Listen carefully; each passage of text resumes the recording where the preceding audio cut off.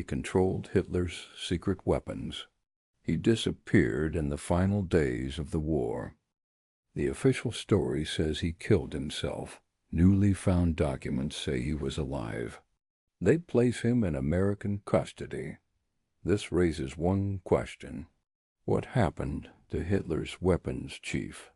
Welcome to the Deep Dive. Today we are cracking open a file that is, well, it's one of the most chilling, most complex stories from the very beginning of the Cold War. We're doing a deep dive into the true fate of SS General Hans Kammler. You may know him as Hitler's Geheimwaffenchef, his chief of secret weapons. And for decades, the official story has been, very clean. A German court, years later, declared that Kammler committed suicide right at the end, May 1945, as the Third Reich was collapsing. It's a very tidy conclusion for a man who was, at the absolute center of both incredible innovation and an industrial-scale murder. Exactly, a tidy ending. But our mission today is to unpack a whole stack of recently discovered sources.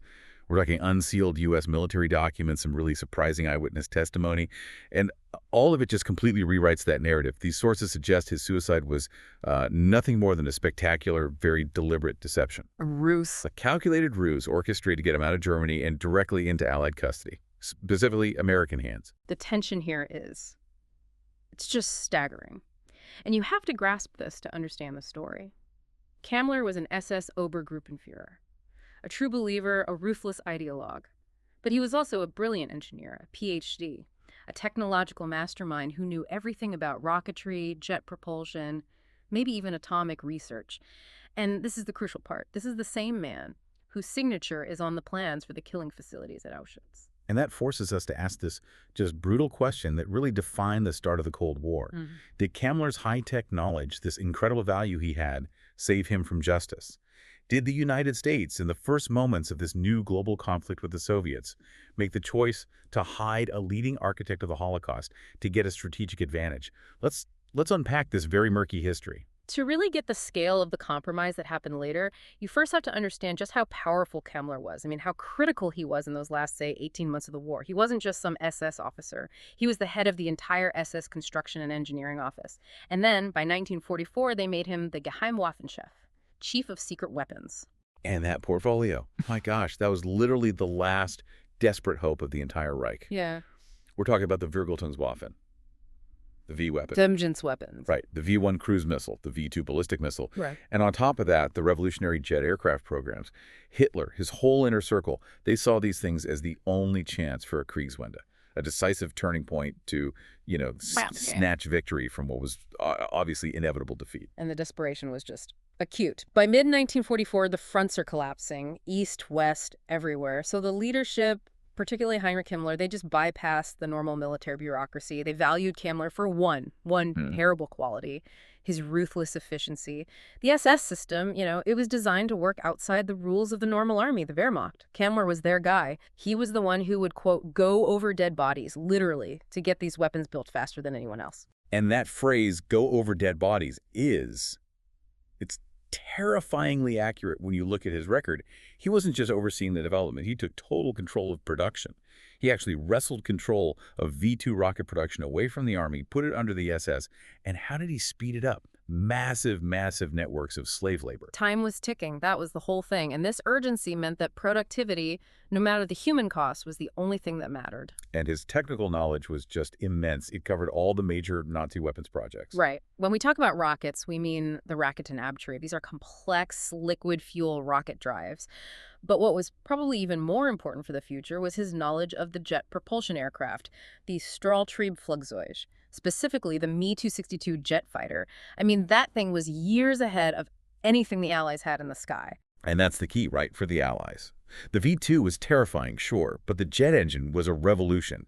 The ability to fly at nearly 600 miles an hour, which the Me-262 could do, that puts all of Allied air superiority at risk just like that. And Kammler knew everything. Who built them, where the blueprints were, what the next-gen designs looked like.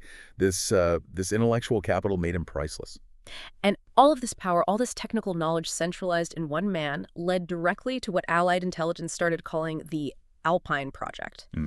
As Allied bombs were just flattening the above-ground factories, Kammler needed to move his most critical work somewhere safe.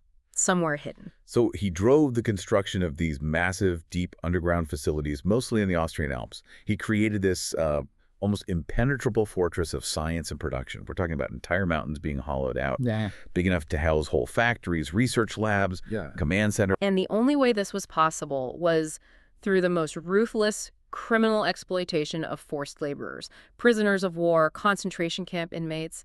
They were literally working themselves to death, digging out these bunkers for rockets and jets. Now, beyond the rockets and the jets, which we know about, there's this persistent and really disturbing thread of research that suggests some of the work in the Alps might have been related to nuclear weapons development. Yeah, and we should be clear here. Germany was not close to having a deployable atomic bomb. Not at all. But Allied intelligence took the threat seriously.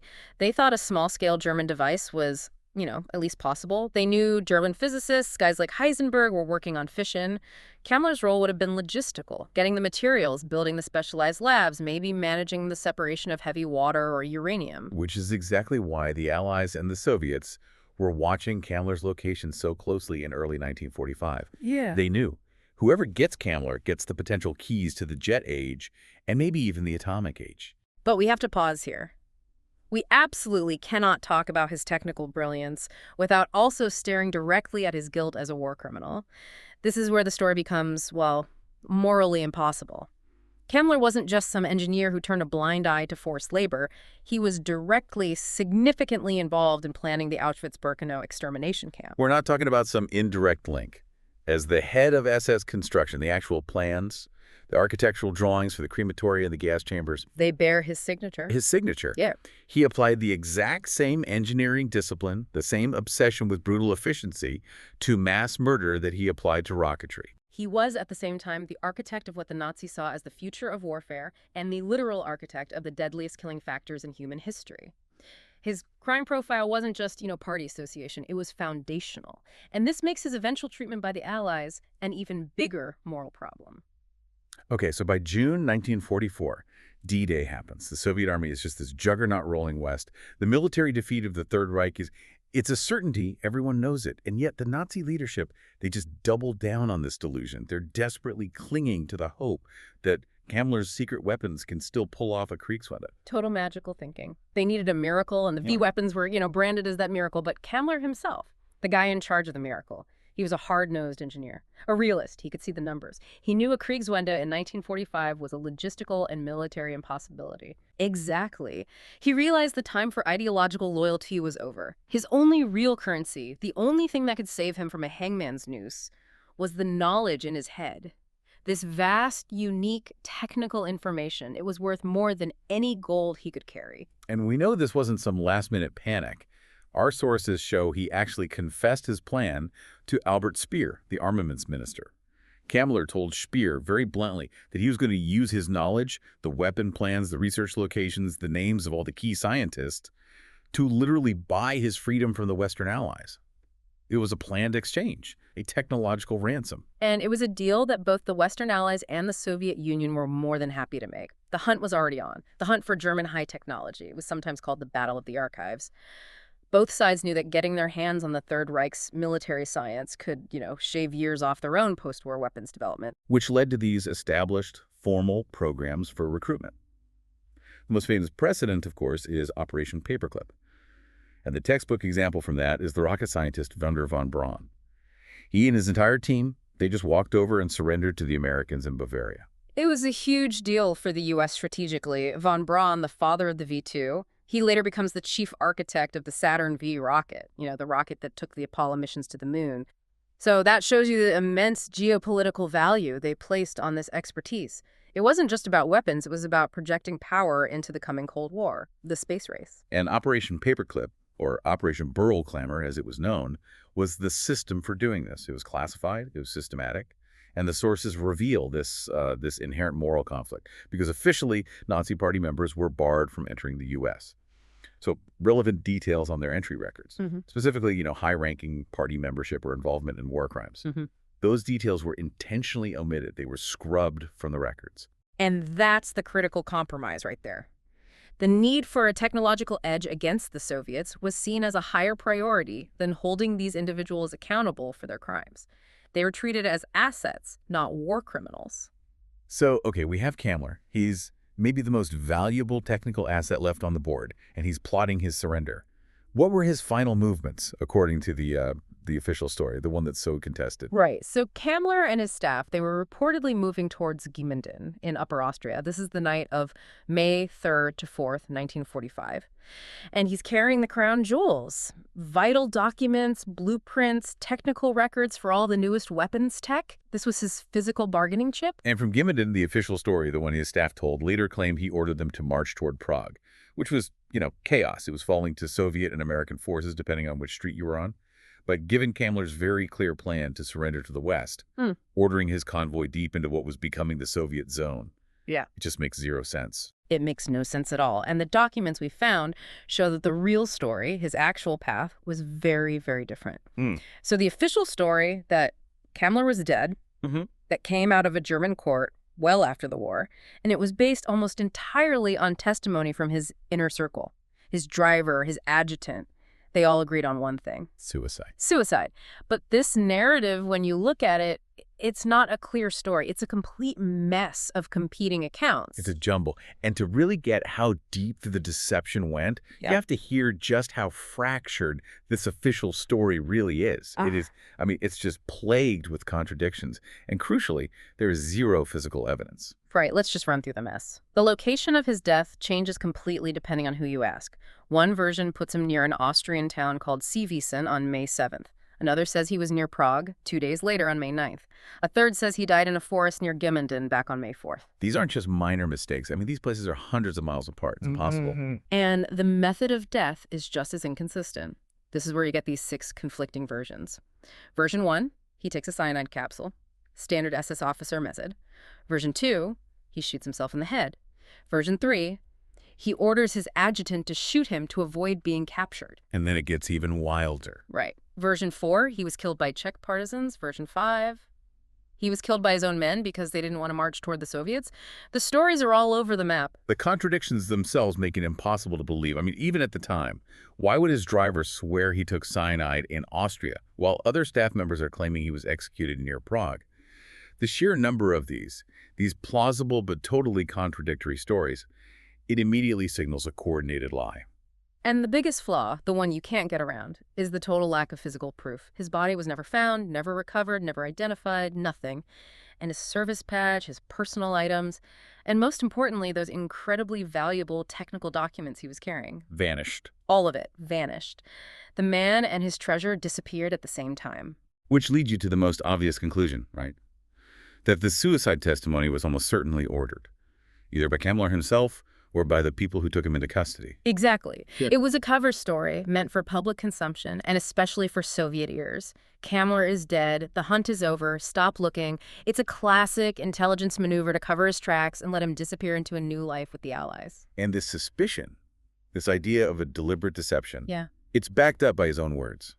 We actually have a letter he sent to his wife in those final days, just before he supposedly killed himself. And it completely contradicts the entire suicide story. That letter is such a powerful piece of evidence. He wrote to her, and I'm quoting here, "Be assured we will meet again. I don't intend to cowardly sneak out of life. On the contrary, now more than ever." Wow. Yeah. A man telling his wife we will meet again and explicitly rejecting the idea of cowardly sneaking out of life. That is not a man who is hours away from swallowing a cyanide pill. No. That letter just shatters the whole narrative his staff was pushing. The entire suicide story was a piece of strategic disinformation. It was meant to mislead the Soviets, who were desperately hunting for guys like Kammler in the chaos of the collapse. So Kammler was officially taken off the board, while in reality, he was still very much in play. Okay, so now we move from suspicion, from logical deduction, into the hard documentary proof that this was a cover-up. And the first physical trail picks up right where the confusing official story leaves off. Upper Austria, May 1945. Right. The fragmented sources all point to the same thing. Just like he told Speer, Kammler never intended to go to Prague. He was planning to stay in Austria where the American forces were advancing and make his surrender there. And the new reports start to piece together what actually happened. So, on the afternoon of May 4th, 1945, which is the earliest date of his supposed suicide, we have newly discovered U.S. intelligence reports. And they detail that Kammler and his driver tried to break away from their main convoy, and they were ambushed by local partisans. So it confirms the surrender attempt was happening, but that it was dangerous. And here's the key link.